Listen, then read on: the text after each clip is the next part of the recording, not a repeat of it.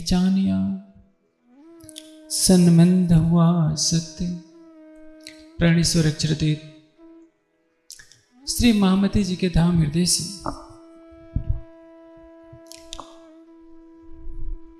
कलशवाणी के द्वारा हमारे लिए एक मार्गदर्शन कर रहे हैं कि इस जागने के ब्रह्मांड में हम स्वयं को कैसे पहचानें।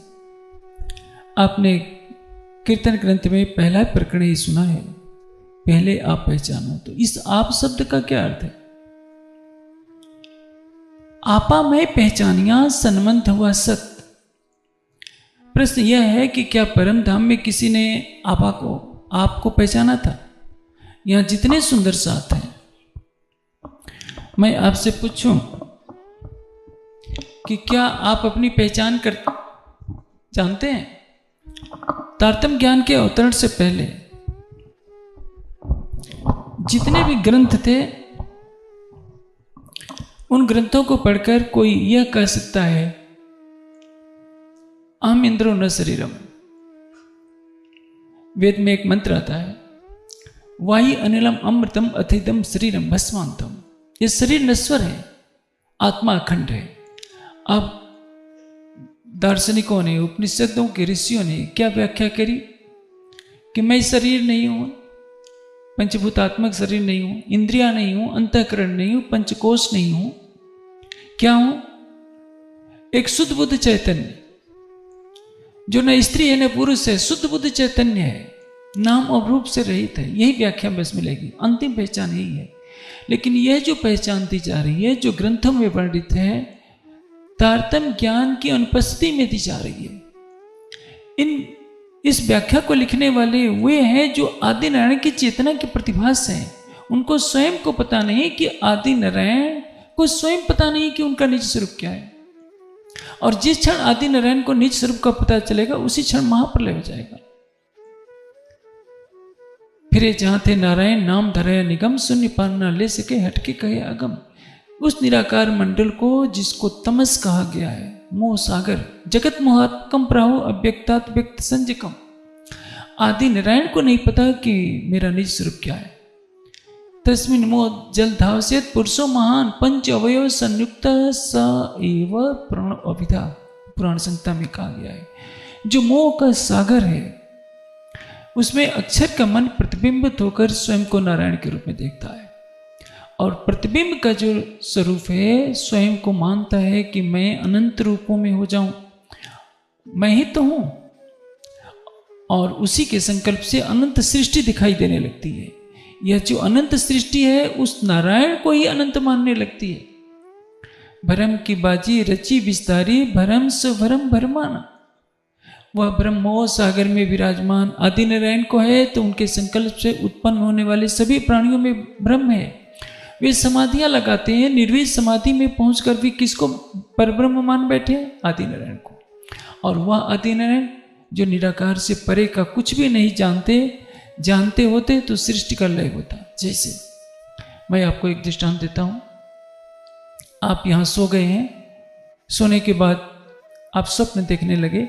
स्वप्न देखते देखते आप दिल्ली चले जाते हैं, किसी दुकान वाले से झगड़ा कर बैठते हैं और अचानक झगड़े में वो आपको चांटा मार देता है, आपकी निद्रा टूट जाती है। तो उठकर खड़े हो जाते हैं, कहते हैं कि मैं स्वप्न देख रहा था कि मुझे किसी ने चांटा मार दिया है। निद्रा के टूटते ही दिल्ली समाप्त हो जाती है। आपको लगता है कि मैं तो यहीं पर सो रहा था। उसी तरह से अक्षर का मन जो मोह सागर में शिष्य रचना का संकल्प किए हुए होता है, उसके स्वप्न के टूटते ही, निद्रा के टूटते ही स्वप्न टूट जाता है और उसके स्वप्न में ये संपूर्ण जगत समाप्त हो जाता है। हमारी आंखें खुली होती हैं, हम सोचते हैं कि हम जग रहे हैं। ऐसा नहीं है। हमारी इंद्रियां जागृत हैं। हमारा जो जीव है गहरी निशा में सो रहा होता है। तभी तो योगेश्वर श्री कृष्ण कहते हैं, या निशा सर्वभूतानां तस्याम जागृति सन्निमे, यस्याम जागृत भूतानि सा निशा प्रस्तो मुने। सारा संसार अजंता की निद्रा में सो रहा है। जब तक आपको यह पता नहीं है कि मेरा निज स्वरूप क्या है, तब तक आप जागृति का दावा नहीं कर सकते। परम धाम में जागृति है। आज कुछ कड़वा सच मेरे मुख से निकल सकता है और अतीत में जो कुछ कहा सुना गया हो सकता है यह समाज मुझे क्षमा करने का कष्ट करेगा। देखिए, आदि नारायण कि जब तक निद्रा चल रही है, स्वप्न चल रहा है, तब तक सोचते हैं कि मैं ही तो सब कुछ हूं, सृष्ट करता हूं, क्योंकि उनको परे का ज्ञान नहीं है। जैसे ही निद्रा टूटती है सोचते हैं कि अरे मेरा निज स्वरूप तो ये ठोर माया ब्रह्म सबलिक त्रिगुण की परात्म। अब आप बेहद में प्रवेश कीजिए। अव्याकृत को सबलिक का पता नहीं, सबलिक को केवल का पता नहीं, केवल को सत्स्वरूप का पता नहीं है। पता है अक्षर के ही चारों अंतःकरण के अंग हैं। लेकिन आपने अभी तक में सुना है बालमुकुंद जी क्या कहते हैं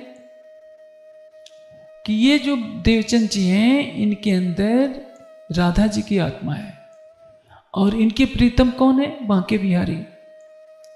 और इनकी कृपा से मैं इनकी सेवा ना सह सकूं, ना सह सकूं ऐसा। बालमुकुंद जी को यह पता नहीं है कि अक्षरातीत की आवेश शक्ति ब्रज में श्री कृष्ण के तन में लीला की है। वो क्या जानते हैं कि ये जो सबलिक में महारास हो रही है कारण में, यही तो पूर्ण ब्रह्म अक्षरातीत है।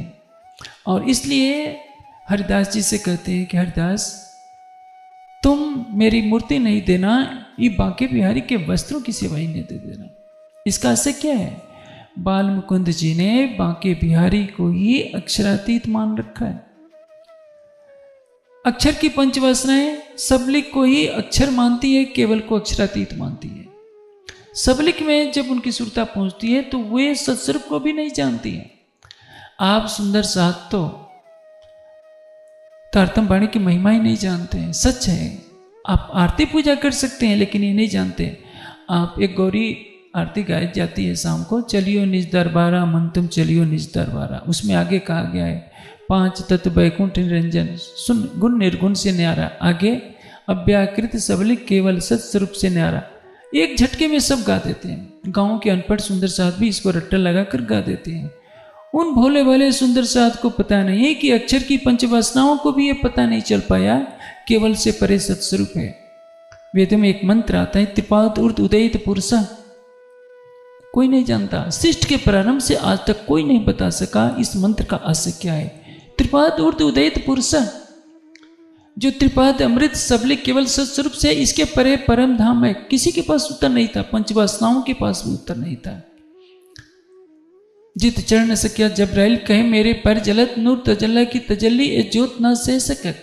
जबराइल की कृपा से तो योगेश्वर श्री कृष्ण गीता का उपदेश दे रहे हैं। जबराइल की कृपा से सुखदेव जी महाराज का वर्णन कर रहे हैं और जबराइल की कृपा से कबीर जी अखंड बेहद का वर्णन कर रहे हैं। जबराइल जिस परम धाम में एक कदम रखने का साहस नहीं रख सकता तो ईश्वरी सृष्टि कहाँ से वर्णन कर सकती है? जो ईश्वरी सृष्टि को पता नहीं नारायण कहाँ से वर्णन कर सकते हैं? फिर संसार के योगी यति ऋषि मुनि कहाँ से वर्णन कर पाएंगे? वेद में लिखा है, कोई रस नहीं जान सकता।